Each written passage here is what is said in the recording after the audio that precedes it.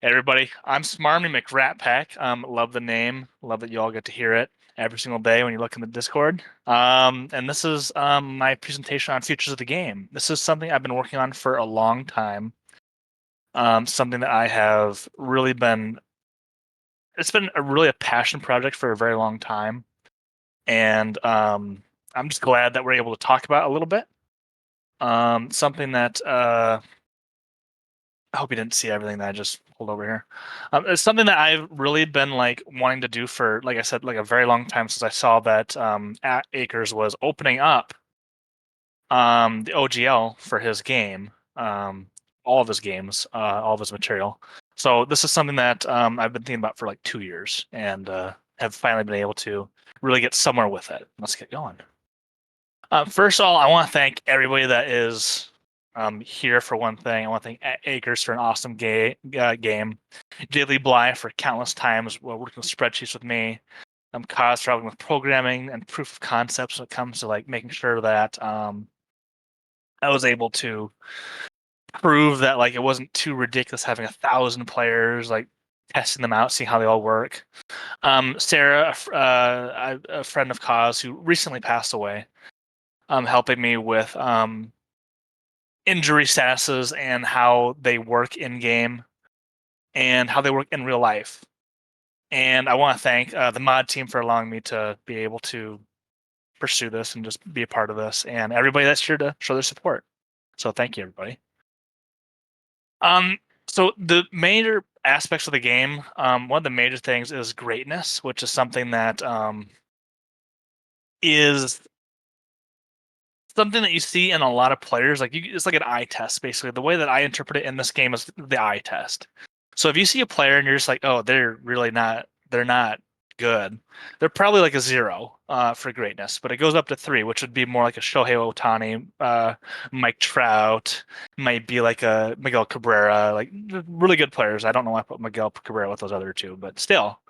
Um, so it's a way of showing that there is an eye test in the game that is incorporated into the supplement.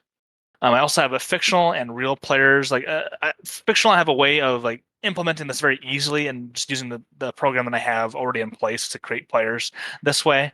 I am working on a way to implement real players into this supplement. This is not an exact science when it comes to like figuring out is a player going to make it to the show or are they not going to make it to the show. It's very complicated actually. So it's very difficult to be able to say like, oh yeah, for sure with certainty, and be able to be like, okay, maybe not. Well, it's a lot easier to say maybe not, but for sure it's very difficult. I implemented new scouting rules that I'll talk about later. Training, overtraining, and traits. Which training in this game, I'll talk about all these again later. But training is something that will have a big emphasis on traits and like how to train your traits in order to be better at them and be able to come into the major leagues with like a really, really a lot of power, or speed, or defense plus, or toughness, or whatever. And overtraining, and basically in this game that I've worked on, is a way to get what you want faster, but with a downside if it does not go well. Because of all that, I had to add new injuries to the game, which have not. There is a randomness to the injuries currently in Deadball, but I've added more of like this is what's going to happen, like to pitchers, to batters, to so on and so forth. This is not done yet, neither is the contracts and negotiations, or stories of the minor leagues, I should say. And these are all things I'm working on right now. So greatness, the fictional players, the scouting, training, overtraining, and traits, and most of the new injuries are all finished. Everything else I am trying to add to the game as soon as I possibly can, and anything else would be kind of be made from scratch from this point. Contracts and negotiations. I am working on an AI basically for players to like negotiate for better contracts, whether it be um, minor league contracts for not great players or players that are not quite at that level yet of being in the majors. And I also have ways of that I'm working on that I'm currently testing on my own for players that are really good, that you can renegotiate contracts, so you can go through arbitration, all of this. So those are things I'm currently working on with contracts negotiations. And finally, the Stories of the Minor Leagues is a portion of the supplement that I'm going to be working on. I like to think of it as my Southern Circuit. It is a way that players will be able to play a single minor leaguer and make their way from the minor leagues, make some decisions, play some games, and make their way up into the majors and hopefully beyond. But the idea is that you will be playing them through the minor leagues and the awfulness that is the minor leagues. So these are some of the points I want to talk about. These are the big ones. And like I said, up to about scouting and injuries is what I have figured out. The contracts negotiations is a work in progress, as you can see with the WIP. So greatness and improvement. Players, I could also add regression there as well, but we'll talk about that in a minute. Players in the game will have a greatness between 0 and 3. You'll use 2d6 in order to be able to determine if your player improves or regresses in the minors. You'll have a class that your character is is a part of, whether it be the 1960s or the 2010s or whatever year. Whatever year you happen to be, like 33, like for example, that is that player's class that they are in. So that will allow you to determine basically how well they can improve and how well they might not do because of that. I also have in here 1C, 2 POS, 2P. What that means is each class is allowed 1 catcher, 2 position players, and 2 pitchers. I'm thinking about refining that, or I should say expanding upon that soon. Have not entirely decided yet, but it is something that I am planning on doing. Whether it be another position player or another position player and a pitcher, but I think I like my catchers where they're at. Training and overtraining. So the way that players kind of begin is that when they first join the minor leagues, is they will be given a trait, and this will be like in the functions of or under the idea of could be a defense trait, could be a toughness trait, could be a whatever trait that player's capable of having. There is a role that you will make for that. Now, let's say that you have a toughness or T plus, what you could normally eventually get.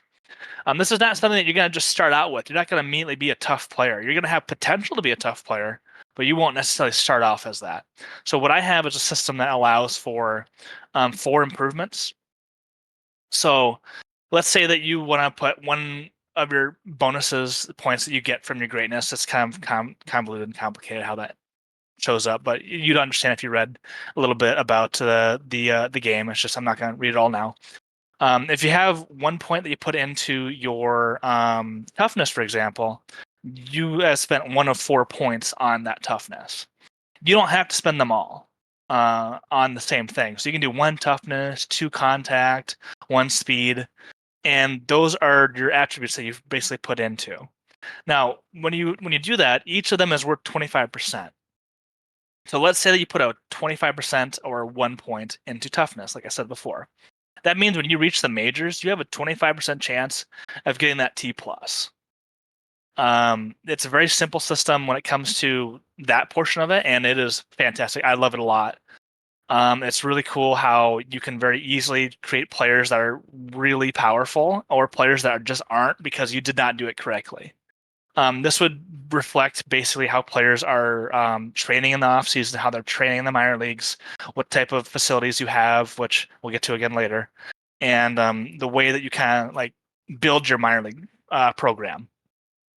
And that's kind of what the point system is about. There is a connection to injury table that I will talk about in the injuries portion. So we'll talk about that soon. My favorite part of the game right now is my scouting. You basically get a scouting budget where you get to scout out new players, and this is a tab that everybody can see. Like everybody can see what players are available. So for example, if you have a class of, I don't know, let's make up a number like 50 players, you would have the ability to choose any of those 50 players that you want. Everybody will be able to see the greatness. Everybody will be able to see the handedness. Everybody will be able to see the position that they play and their name. Those are the only 4 attributes you can see. So when I say pay to play after this, I literally mean pay to play. You have to pay to be able to see anything else that they have. So if you want to know what their BT is, you got to pay for it with your scouting budget. If you want to know what a pitcher's pitch die is, you got to pay for it. If you want to know what their I don't know, like their traits possibly could be, such as toughness or defense or power plus, you gotta pay for it. Like it's all pay to play. Like, and it will be different for every franchise. This basically allows it so that you don't have to have a commissioner or a player assigned to know what every single trait is that will never be used by these different teams. Instead, give some agency to the players that are playing these franchises. And also, this kind of reflects like what different franchises might see in these players. Some might think, "Oh, this player's great," and some might think, "Oh, he's really trash." And it's reflected in that randomness that each franchise can see, or when it comes to their minor league players or their draft class. Let's talk about injuries for a minute. We didn't talk too much about overtraining over in the overtraining area, but basically what it is, it's a system where you can, if you remember before, if you want to train like weightlifting, for example, to get more power, you can overtrain, similar to how it is in the steroid era, I believe, in Masters of the Game. But what I've basically incorporated is a new injury table that allows you to well, it shouldn't say allow. It basically forces you to make a decision. If you're going to overtrain, you could get seriously hurt, and it's a lot worse than just overtraining in the current game. If you snap, like for example, if you go ahead and snap like your Achilles tendon, that is not good, and it could seriously be a detriment to your playing career. There are also injuries that can occur from just pushing your way to the show. Players that are not necessarily going to be making the show are going to be pushing themselves harder than those that probably would be able to make it. So there's more injuries that are going to occur from that. So really, realistically, what this all comes down to is that there is a new injuries table that I'm still working on. This is still a work in progress. I have to look back at some logs that I had with a couple people to make sure that I have everything correct before I put it out there. But that being said, it will be added to features of the game soon. And last but not least, contracts and negotiations. This is, of course, again, a work in progress. This is not really finished. Everything else kind of is more concrete and like definitive. I have not figured out negotiations yet for the players or their contract demands. This is something I'm actually actively looking for help with. If anybody's interested in talking about this at any point, I'm willing to talk about it, and you'll see that later on. I'm willing to. My DMs are open for anybody that wishes to talk about futures or baseball or deadball or whatever. So this is what I plan on doing in the future. I want to add facilities eventually to the game, like a batting cage that can help with attributes such as or traits such as like contact or power. I want to add like health facilities that make sure that players don't get super injured, or rehabilitation facilities, whatever the case is. I want to add the GM AI, which is something that was asked about before, I believe. I don't remember who asked it, but I will be looking into my GM AI in the future and make that as another supplement. A season sim ruling that I plan on adding to the game, where it would basically allow for you to use the GM AI to then make decisions for their own teams, and you can sim them through if you recall, a D100 for each game and for each score of each game, and then adding like decisions that the players might make, to making player decisions that like the GMs might make, adding potential like random events, that sort of thing for each season. And I am working on a new Google Sheets that will allow you to more easily add your future score to the game and determine how good your minor league system actually is. Is it a good minor league system, or is it more like not good? Another thing I forgot to mention, I'm glad Chetstead's here. One thing I'm going to be adding also, that is not related to features of the game. Oh, I wrote features of the future supplement and beyond. That's wonderful. One thing I'm planning on adding in the future is a ability to play the game on the move. So Chetstead and I are working a little bit back and forth on a tin for the game, where we would be able to add some basic like rules, maybe some future stuff. I haven't decided that yet. But like, how would you be able to play the game? Like, you would have to own your Deadball material in order to play still. But it would be like, here's some sheets, here's a little tin, here's some dice, here's a pencil, here's some other stuff in there, some other goodies. We're talking about other things that'd be really cool to eventually add. We'll see how that kind of goes. But if you're interested in that, let me know, because we're really like talking about that right now. And we're also talking about adding like other new rules to a tin as well, that we could be able to just like get out to people. So here, the last little bit here is my questions, my contact information, all of that, my contact policies. I'm pretty much an open door. If you want to talk to me, you go ahead. I don't have anything wrong with people just messaging me. If I feel like I don't want to talk to you, I won't. If I feel like it's spam, I won't. But if you're asking questions about Deadball or baseball, or you're asking questions about futures of the game, if you're asking questions about my future work, like, totally open to talk about that.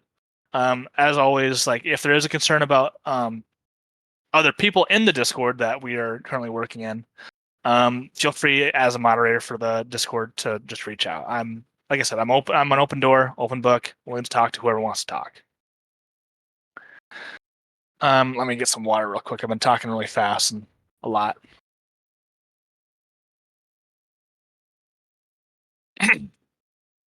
So let's get to these questions. And if you have any other questions, you can put them in Q&As, or you can put them in the chat here in the con stage. So, do you think you'll get back to working on your NPC GM tool after you get futures finished? And the answer is absolutely yes. I 100% plan on getting that done. I didn't mention when I plan on finishing futures of the game. I'm hoping that before like July. That's kind of an arbitrary date for me, but like, I want to get it done before kind of, let's say, the All-Star break. Let's try for that. I bet you I could do it. But that would require me like really getting down and getting going, because I need to get this material to Chet, who would be able to edit it for me, and then we can get it out. That being said, there is plenty of material for futures of the game down in the homebrew tabs. If you want to find it there, I can ping myself, and you guys can see that, and I'll do that right now. If you want to be able to see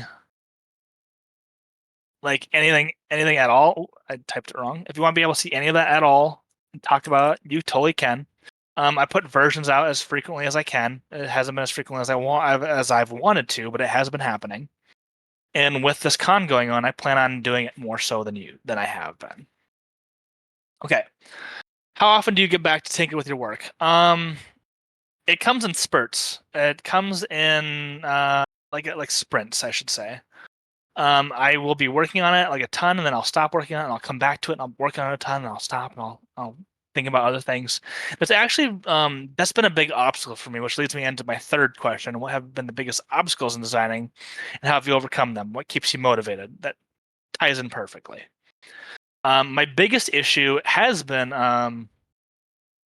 kind of that ability to not get hit with roadblocks. I have plenty of ideas for the game, obviously. Like, there's plenty to do. The biggest issue is just, how does it all fit together, and how do I want it to fit together, and how do I want it to look, and all these things. That being said, I've like I said before, I've kind of teamed up with a couple people to help with some of the stuff that I don't know. Like, I don't know programming, Cosmos programming. Talked to him about that. He did some proof of concepts, made sure that it's not totally busted, and made sure that my 2d6 dice on the improvement and regression table works, and it does. It works pretty well, actually. So yeah, I appreciate you, Cos. Jay Lee, who's not here right now, has been able to help me tremendously with just tabs and sheets in general, being able to make sure they all work and that they all are able to be meshed together. Sarah, again, a friend of Cause, who was able to help me with the injury table. It made it so that I know what the difference between like a level 1 trauma injury and a level 4 are. and there's spectacular stuff. And there's been a lot of people that have gotten me to the point where I am at right now. So it's been a fantastic ride getting here, but it's been hard. It's been a lot of hard work. Um, I feel like I haven't entirely answered the obstacles in designing necessarily, but I've gotten close. So I'll come back to that in a minute. Scott, you asked, how do you sort out the interesting stuff for the managers versus things that would usually be irrelevant? What do you mean? Like, what do you mean by that? Information about the players, I mean. Oh, the players. Okay. So you mean like the traits and attributes, or what do you mean exactly?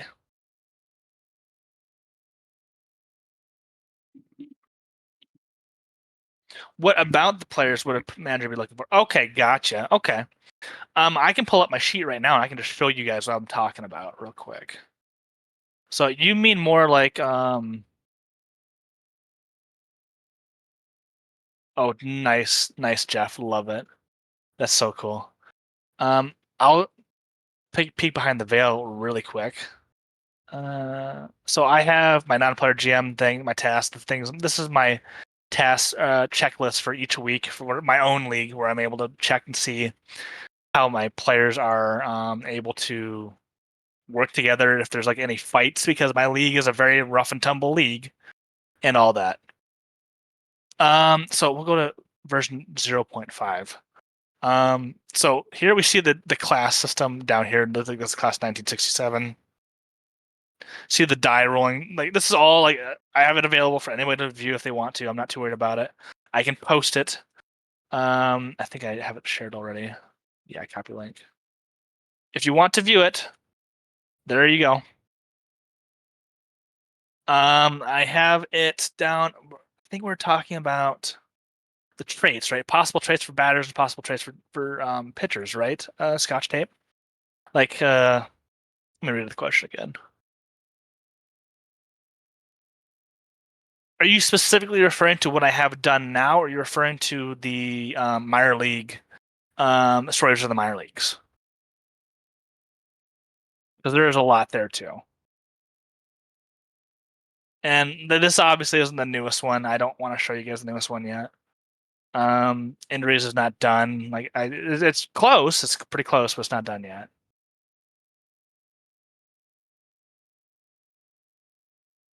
Some water real quick.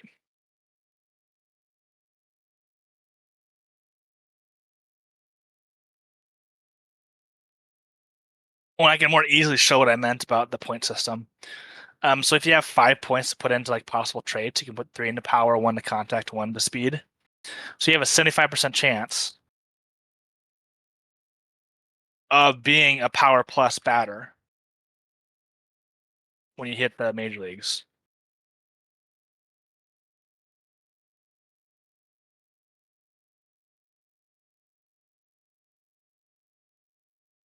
Oh, how did I come up with greatness as a variable for the players?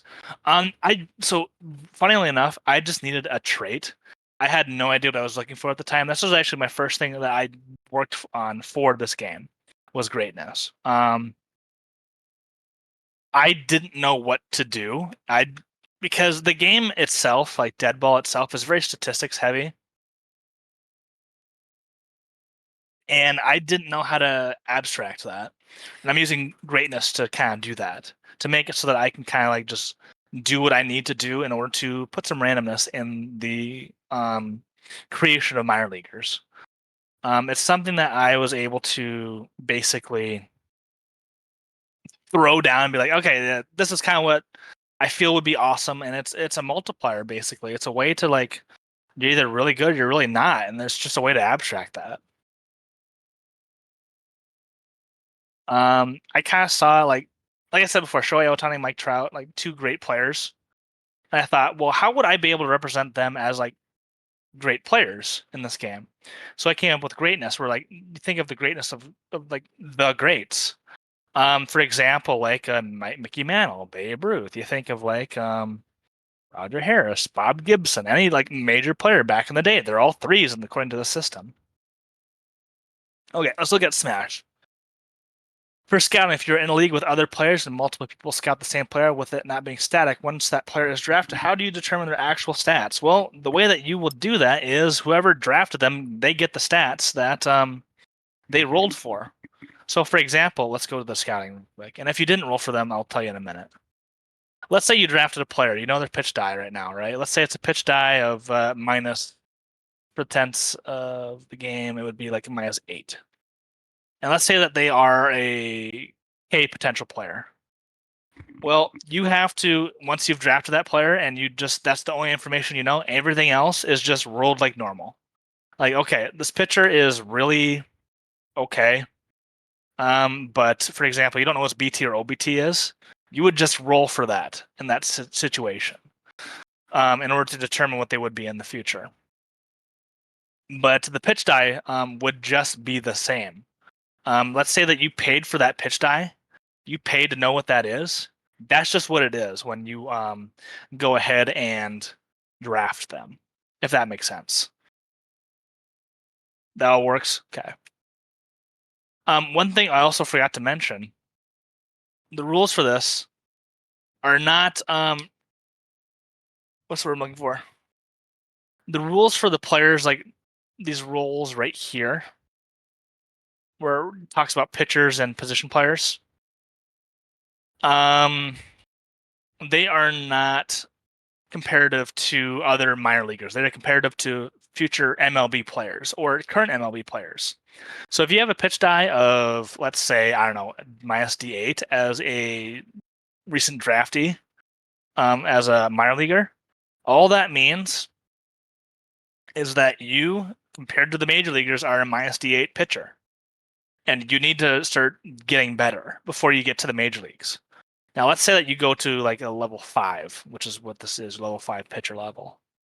And this is what you are compared to other pitchers at the major league level, and so on and so forth. And that's also the case with the batting targets. These are your possible starting batting targets. That's the difference between these two tables, actually. Pitcher's table shows your maximum you could be. The batter's table only shows you the maximum you can be when you first get drafted. So there's a little bit of a difference there. And I do have some rules down here. You might be able to see it, you might be able to not. My cursor. But the thing is that like I needed to set a limit at some point. There's so few and far between when you get a BT or OBT of anything higher than 38. You shouldn't have to worry about it. But in like a case of like 1,000 players, I had one that was like a 50, and I was like, I need to make sure that doesn't happen. You can't have a BT of 50. That doesn't make any sense. So basically, it's a case of got it close enough, which I don't like. Yeah, Stanley Berry Bonds. Yeah, that was hilarious. It was like a 54 or something. But I can show the sheet that I'm working on too if you guys would like. Where did I put that? It's very small at the moment because I'm trying to make it work for one player. Right here. Or one team, not one player. So I got one team called the Tigers. It's very reminiscent of Acre's sheet, and I have been changing it, and I plan on continuing changing it, so that's not quite the same. I don't want to put out his sheet and be like, okay, yeah, this is my sheet, and it's not how I want to do it. So I'm changing as much as I possibly can, and adding my own stuff, and then changing, and then altering, and it's looking great. It's feeling great, but there is still a lot to do. These are some things I want to do eventually for the sheet, but they're just not really that important right now. It does allow for a player database that would allow you to just put players in and then just assign them to teams just with this ID. It's pretty cool. I like it a lot. But yeah, like I said, I've been talking a lot. If you have any other questions, feel free to ask. There is a lot to all of this.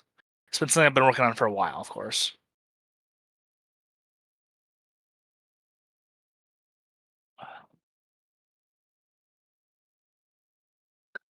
Oh, also, if you feel like you want to try this out, like I said before, feel free to just to try it. I threw the version 0.5 in here. You can see it on my homebrew, the Deadball homebrew stuff down below. I did mark it in the Deadball homebrew for you to take a look at it. If you feel that you want to try it out, absolutely try it out. Try to break it for me, honestly. I'm fine with that. The only way I'm gonna know if something doesn't work is if you break it.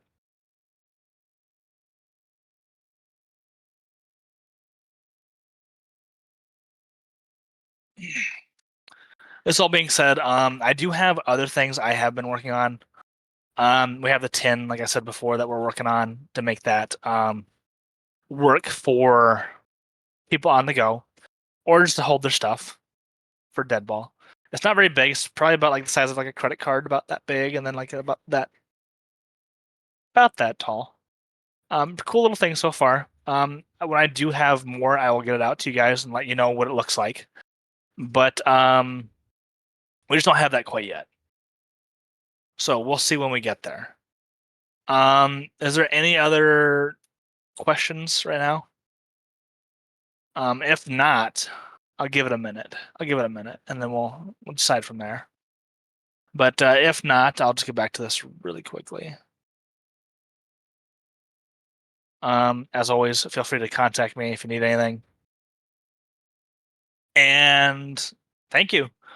Um, awesome game. Love that Acres was able to build this. Glad that I'm part of this community. Love it. It's really fun. So, Scotch, I'll give you a moment to come on up, and we can move on from here.